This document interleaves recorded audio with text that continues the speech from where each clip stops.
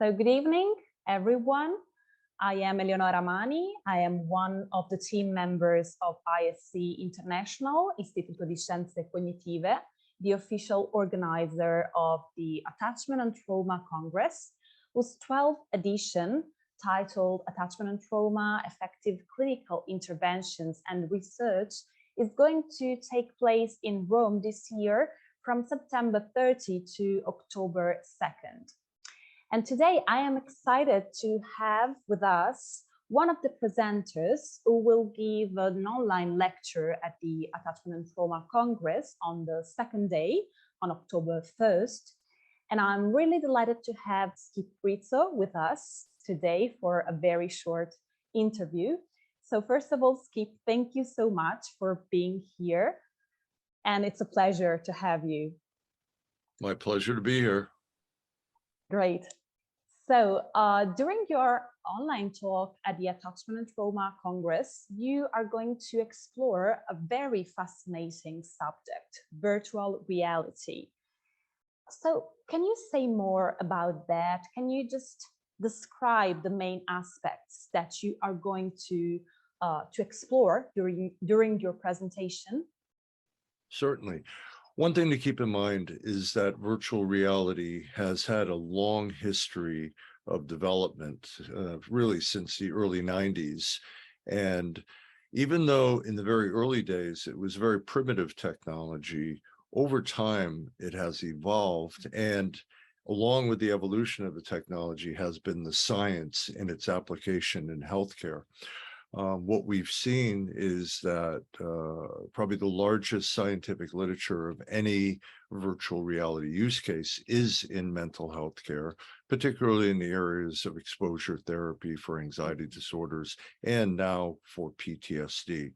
So what I'm going to present is an introduction to the technology and then walk through the different ways that the technology has been brought to bear on anxiety disorders, PTSD, but also in the beginning, talking about pain management, talking about physical and occupational therapy, talking about training using virtual humans like what you see behind me, a whole variety of applications in the clinical domain that I think will make a lot of intuitive sense. And then after I do this overview of the general field, probably the first maybe 20 minutes, 30 minutes, then I'm going to dig deeper into its application for trauma.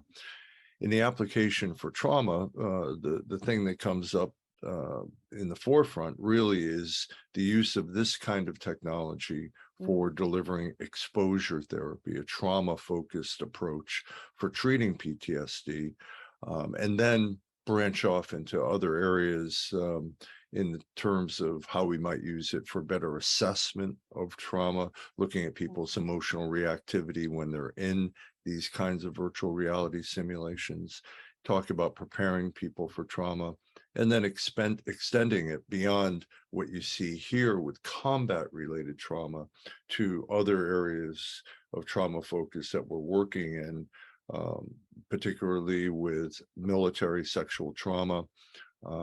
Also, we're developing a big project called the Ukraine Project to be prepared to help address the mental health challenges that I'm sure everybody is aware is going to emerge in that setting. So I'll present that whole spectrum with a primary focus on trauma, and then do a little, final little bit about where the future of this is going. Along the way, I'll show videos of patients that have had experiences with this. I'll show the scientific data and the publications, and I'll show a lot of what the content actually looks like. So at the end of my talk, I think people will have a nice comprehensive view of what this field is all about. Yeah, I'm sure they will. It sounds really interesting, and especially in the times that we are living nowadays, I think it's so important to discuss the clinical application of virtual reality. And, well, trauma is ubiquitous in modern society. We finally gotten to a point where we recognize this and recognize that it does produce significant negative effects and that those effects can be addressed, they can be treated. Experiencing trauma and developing PTSD is not a life sentence, that we can make a difference. So I'm excited to see this modern technology being applied in a way that can facilitate that process of healing. Yeah, wonderful. So just one last question, Skip. Why do you think a clinician, a mental health professional, should attend a conference like the Attachment Roma one?